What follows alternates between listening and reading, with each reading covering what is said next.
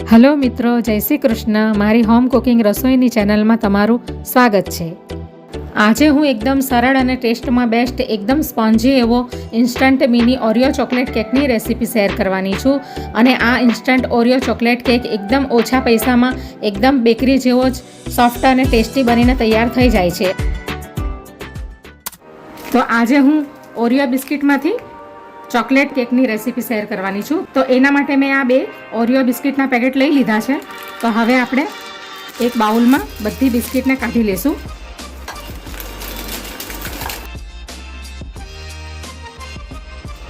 આવી રીતે એના ટુકડા કરી લેશું આપણે. તો આવી રીતે ટુકડા કરી લેશું બિસ્કિટના. અને હવે આપણે એની અંદર ગરમ દૂધ નાખીશું, એક પવાલું ભરીને.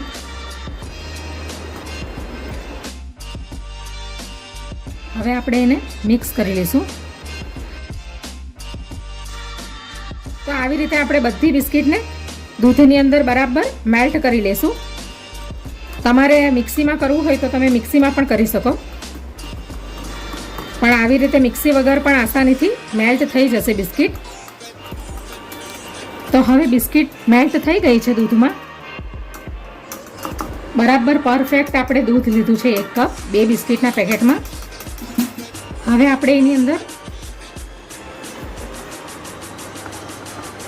2 ચપટી જેટલો ખાવાનો સોડા નાખીશું,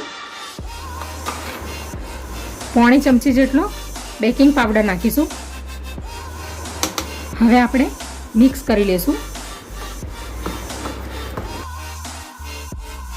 તો હવે બેકિંગ સોડા અને બેકિંગ પાવડરને મિક્સ કરી લીધું છે બરાબર બેટરમાં.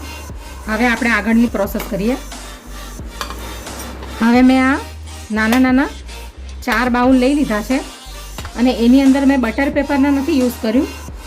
એની અંદર મેં આ જે નોર્મલ પેપર આવે છે, ઘરનું નોર્મલ નોટબુકનું પેપર આવે છે, એની અંદર મેં ઘીને ગ્રીસ કરી લીધું અને પલાળી દીધું 5 થી 10 મિનિટ સુધી. તો આ ટાઈપનું બટર પેપર રેડી થઈ ગયું. તો અગર તમારી પાસે બટર પેપર ન હોય ઘરે તો તમે આ રીતે પણ ઉપયોગ કરી શકો ઘરના નોર્મલ પેપરમાંથી. તો હવે આપણે બેટરને અંદર નાખીશું. આપણે અડધી વાટકી જ ભરીશું હમણાં.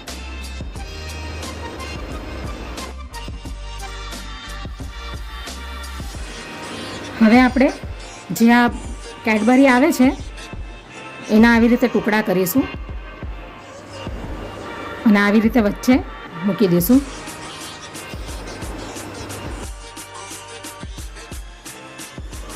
આપણે 3 ટુકડા મૂકીશું.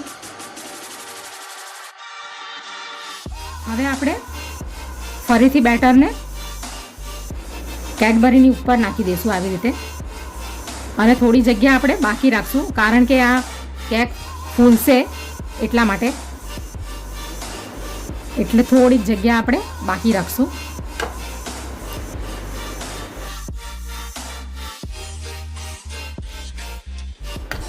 ટેપ કરી લેશું.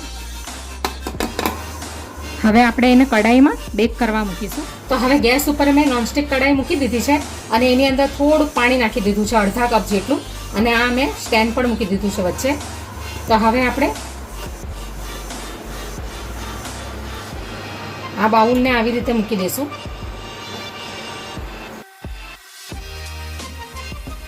તો હવે આપણે એને 15 થી 20 મિનિટ સુધી સ્ટીમ થવા દઈશું સ્લો ફ્લેમ પર.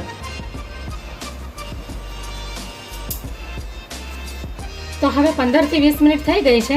તો હવે આપણે ઢાંકણું ખોલી દઈશું અને ગેસ બંધ કરી દઈશું.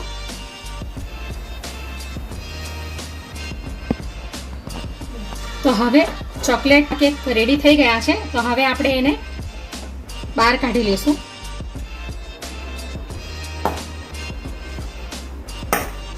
તો ઓરિયો બિસ્કિટમાંથી ચોકલેટ કેક રેડી થઈ ગયો છે. એકદમ સરસ કૂક થઈ ગયો છે. તો ઓરિયો બિસ્કિટમાંથી બનેલો ચોકલેટ કેક રેડી થઈ ગયો છે. તો કેક બરાબર કૂક થઈ ગયો છે, એકદમ સ્પોન્જી આ ટાઈપનો. એકદમ સરસ થઈ ગયો છે, સોફ્ટ.